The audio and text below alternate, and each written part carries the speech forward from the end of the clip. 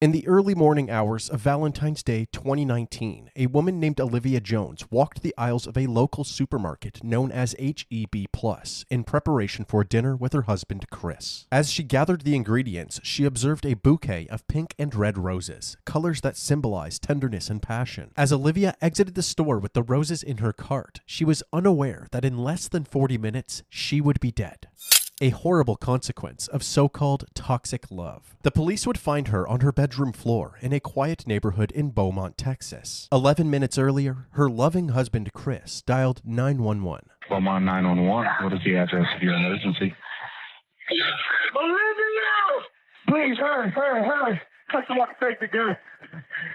Tell me what's going on.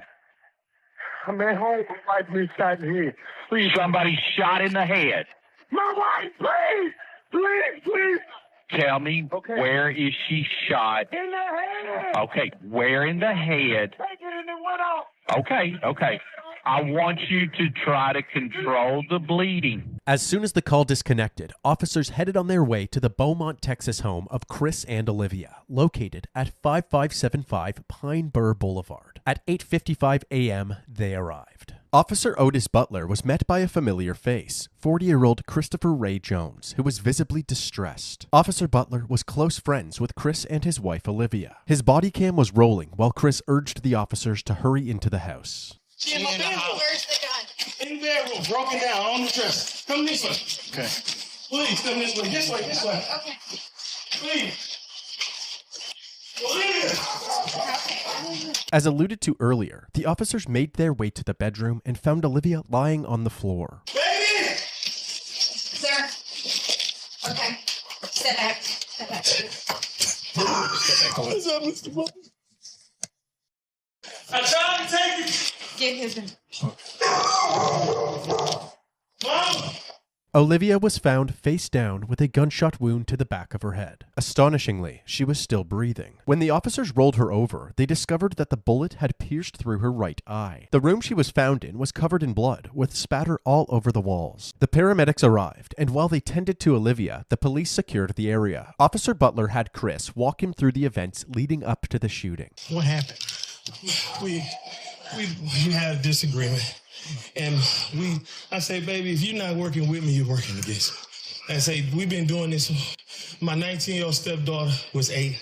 My 11-year-old was 1.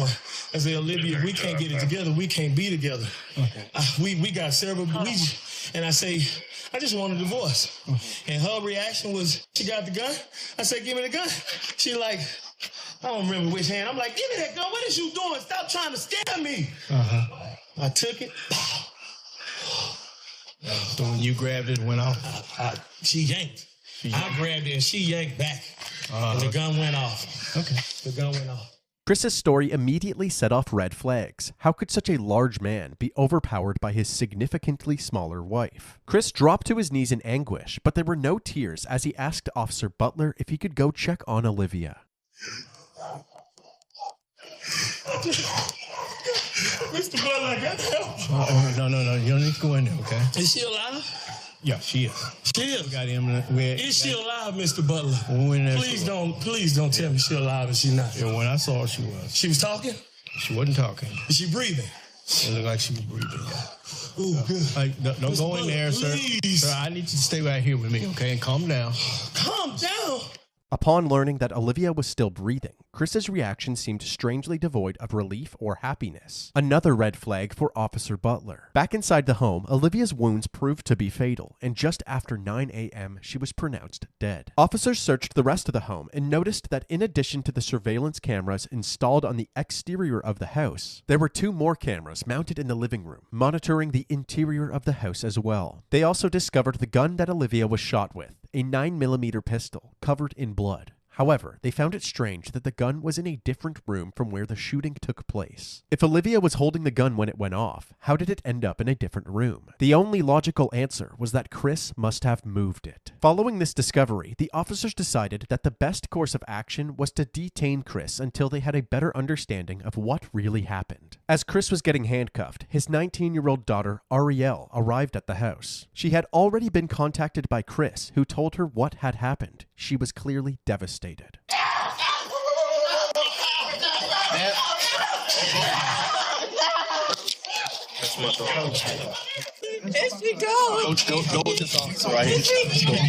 While the officers tried to console Ariel, Chris was escorted to the back of a police cruiser. Lead Detective Mendy Freeman and Sergeant Yvette Barrero of the Forensics Unit arrived at the residence and were immediately caught up to speed. According to him, she grabs a 9mm in their bedroom.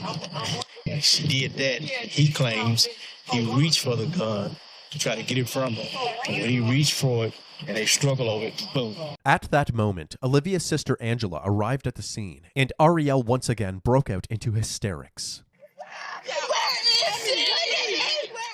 All of the evidence was collected and sent to the crime lab. Chris was brought down to the station where they took photos of his hands still covered in blood. They're waiting for the lead detectives. They're going to be the ones that actually interview. So when the detectives finally arrived at the station, they started Chris's interview by asking him what caused the argument. He said that he felt as if Olivia wasn't pulling her weight in the relationship. I am very particular.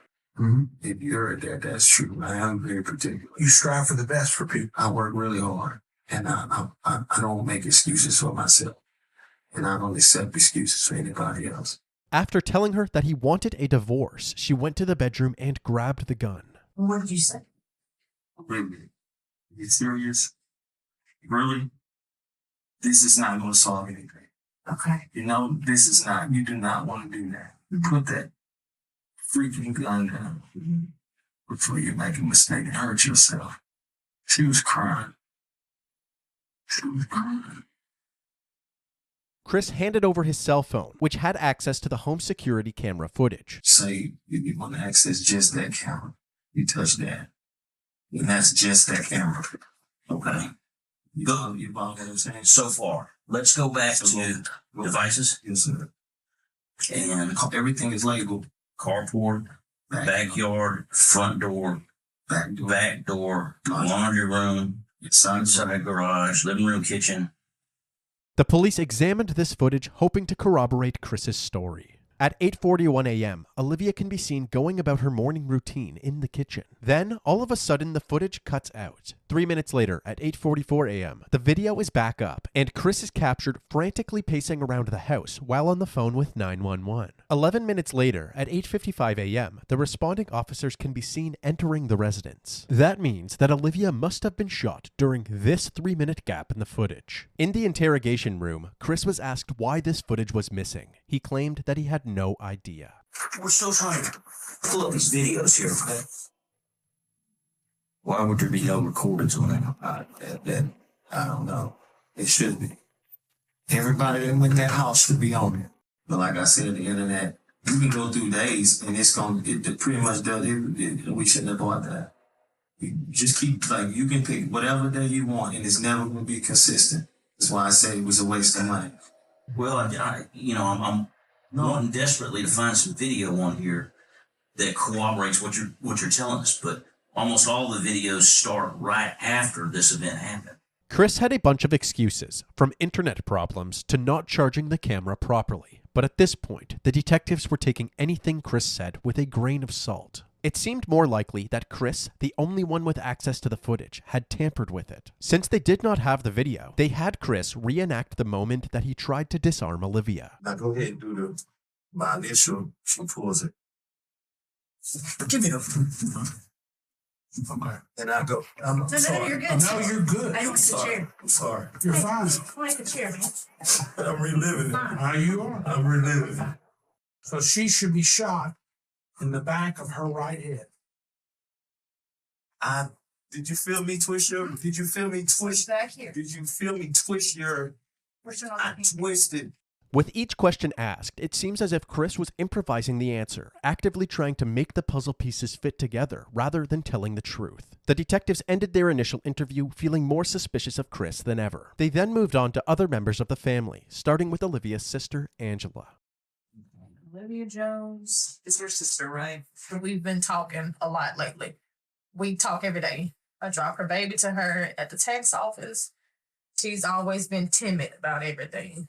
But she was the type that whatever went on in their home, she would keep it there. Yeah, she's kind of a private person. Yeah. She loved her baby so much. that she felt like she had to live for them. You know, she would never. Angela went on to reveal the extent of Chris's control over Olivia. She can't talk on the phone after a certain time. He controlled the finances. He never wanted to be in the presence of her family reunions, anything. He never came. But she would have to step off, and when he would call, and all you could hear was him screaming and yelling on the phone. His character is agitation. Like, his character is to be aggressive. I just don't get it. Because all she wanted, my sister was a married type. All she wanted was to be loved. Yeah. She loved love. Like, she loved her babies. She wanted to live for her babies. To make matters worse, Chris's ex-wife Letitia, who he initially met back in 1999, corroborated his pattern of controlling and aggressive behavior. I met Chris Jones in 1999. It was just like a constant fight. Like, he strangled me, choked me out, drugged me through the house. My skin was missing off my back. One time he bit my hand. He had this bite marks in my hand. This was what it was. If the house not clean, he's told me that he would kill me if I was to ever leave him. Told me how he would do it. The reason I never said anything or went for help was because I was extremely in fear of my life. Because I knew and I felt in my heart that he would kill me. And most damning of all were the allegations made by Olivia's daughter Arielle during her interview. She explained what it was like living at the house with her mom and Chris. One time they were arguing and I heard her say she couldn't breathe. I would see bruises on her. It broke her down to the point where she believed what he said. Mm-hmm. You won't be nothing without me, stuff like that. Right. Everybody knows my mom.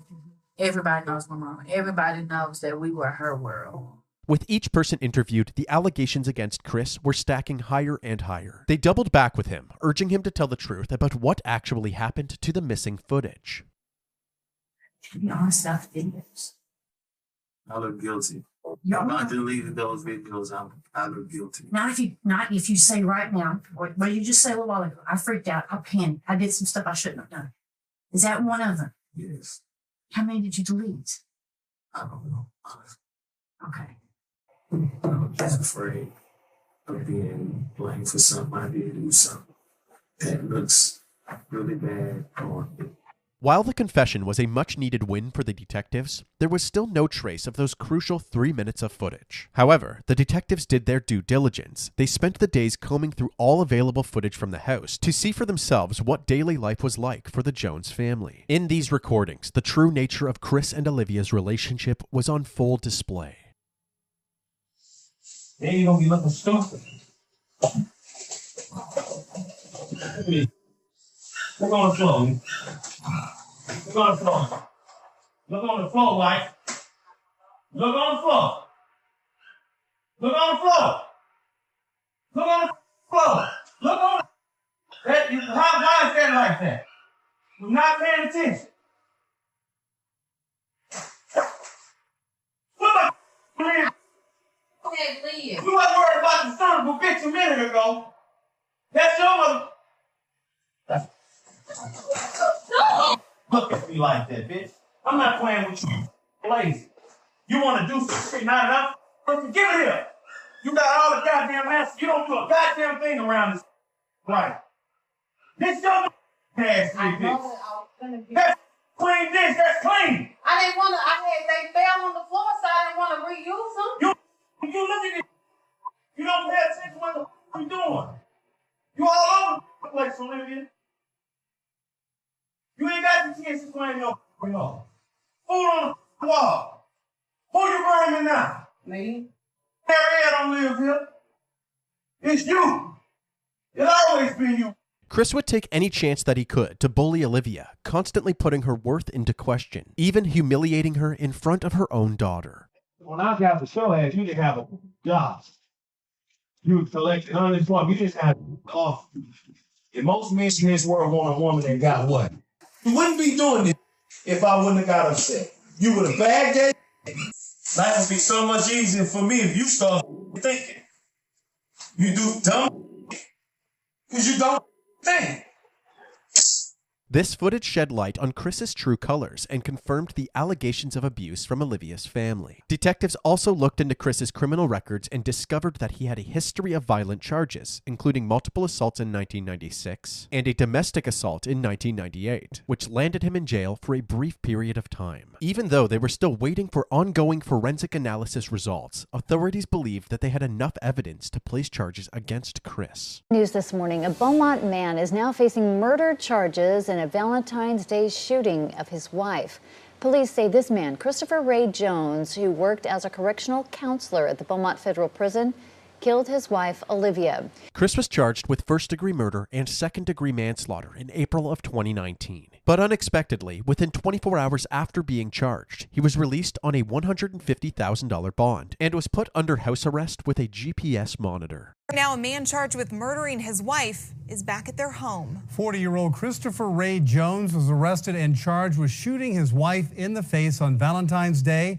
His bond was set at $150,000. He paid and is now out. Many taking to social media to voice their concerns, stating things like, "Can't believe he's out on a $150,000 bond. That's crazy. What's wrong with our system?" And, "Can't believe they would make his bond so low that he got out. He should not be walking the streets." While out on bail, Christopher was allowed to continue operating the Jones family business, a food truck called One Plate at a Time. The judge allowed Chris to work while out on bail since the food truck is directly beside his home. However, this decision was controversial amongst Olivia's family and the community. They knew Chris was the only person with Olivia at the time of her death, and they all seemed to believe that he had killed her. This food truck on Concord Road in Beaumont is a hot topic on social media. It's not generating rave reviews from many, but condemnation from a grieving family. I don't see how would anyone want to support someone who murdered their wife on Valentine's Day, which is a day that we are supposed to celebrate love. And the day that she was going to celebrate that with him, he decides to take her life. Chris's image was tainted even further when the results from the crime lab came in. The bloodstain patterns at the crime scene indicated that the gunshot wound could not have happened in the way that Chris described it. Additionally, investigators found no gunshot residue on Olivia's hands, indicating that there was no way she was holding the gun when it went off. There was, however, gunshot residue on Chris's hands and clothing. Despite all of the evidence pointing towards Chris, he pled not guilty to his charges. But before his trial would take place, Olivia's family held a gathering to honor her memory. This Valentine's Day, Praying for you. purple and red balloons filled Rogers Park. Purple means domestic violence, and red was one of her favorite colors. 1 year ago today, Joshua Simmons lost his sister. Valentine's Day was one of her favorite holidays. I would give almost anything to have her back right now. What's this year been like for you and your family? If you can wrap it up in one word, it would be frustrating. Frustrated with the fact that Jones isn't behind bars. Now the family wants to raise awareness for domestic violence, but more than anything, they want justice for Olivia. We want him to spend the rest of his life in prison, while my sister spend the rest of her life in the grave.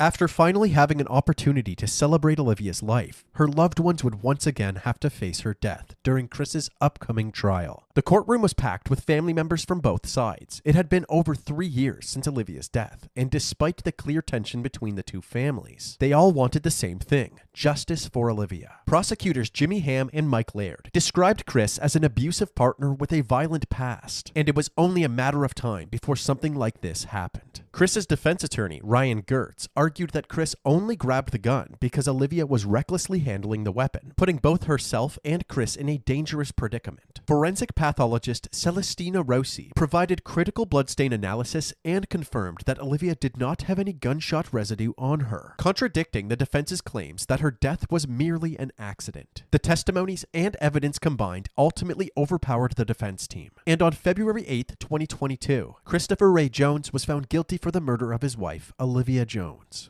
1,118 days. That's how long Olivia Jones's family says they've waited for this moment. The moment when Olivia's husband, Christopher Jones, was found guilty of murder. Olivia died at the hands of her husband on Valentine's Day 2019, and instead of spending a lifetime behind bars, we elected to agree with the state to a 30-year sentence because of the potential risk of, an even higher sentence. In exchange, Christopher waived his right to appeal the conviction. After the judge handed down this sentence, Olivia and Christopher's 2 daughters took the stand. Looking directly at their father, they described the impact of Olivia's death.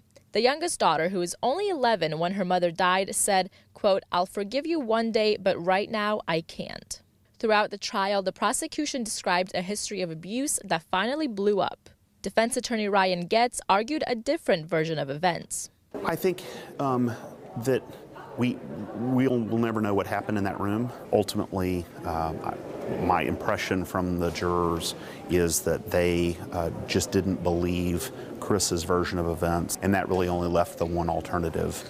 This was an emotional day for Olivia's family. As they were leaving the courtroom, they were encouraging each other, saying, "Today was all about Olivia, and she won." Christopher Jones is currently serving his sentence in the John M. Wynne Unit in Huntsville, Texas.